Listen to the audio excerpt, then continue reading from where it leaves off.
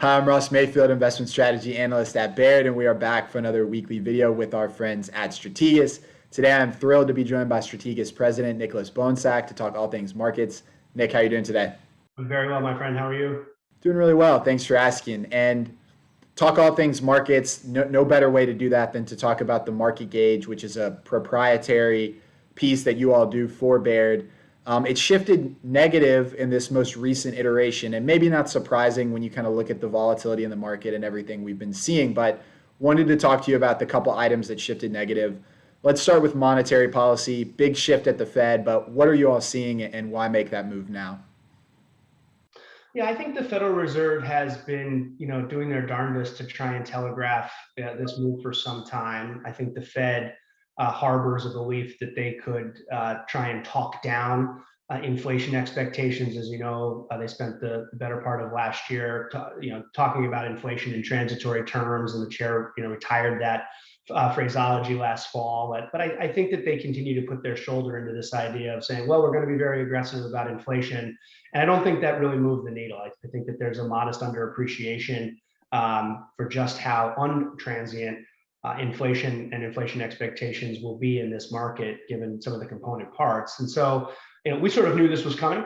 But I think once the Fed actually acted, once they moved to raise interest rates, once they started to telegraph slightly more aggressive policy reaction function over the next number of months, I think it really stood appropriate to lower monetary policy from a favorable rating to an unfavorable rating, as we look out for, unfortunately, the foreseeable future.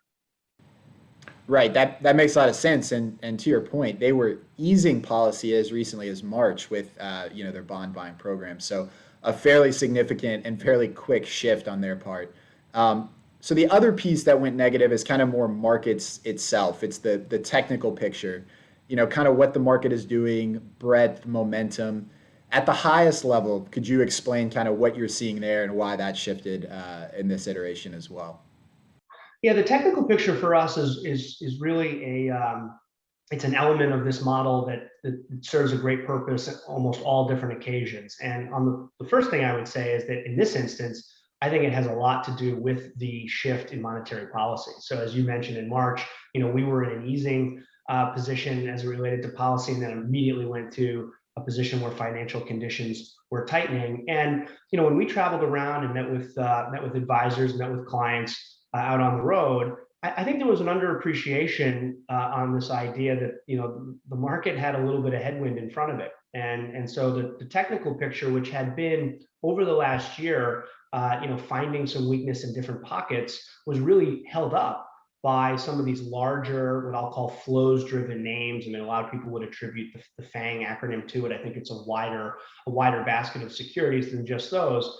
And we had small and mid cap and sort of the average stock take some of their licks. But once the monetary policy framework shifted, now all of a sudden some of those big stocks are things or securities that people feel compelled they have to sell, and they become funding securities. And of course, with it, the flows sort of fall out of the market. And so that has a significant impact on the technical picture of the market. And all of a sudden, it starts to weigh on sentiment, and then investors look around and say, well, my goodness, is everything else okay? If the Fed is trying its darndest to combat inflation, and the biggest names to which we put the greatest amount of confidence are now starting to sell off, something is not well here. And so again, in this instance, along with monetary policy and the erosion of some of those big names that the market's really been using over the last number of years, we felt it's appropriate to take down technical picture as well.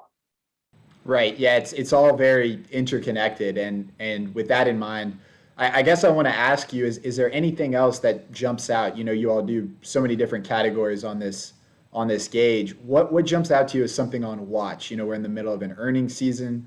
Maybe it's the earnings picture, maybe it's sentiment. What are you looking at closely right now that could tilt one way or another by the next time you all do this exercise?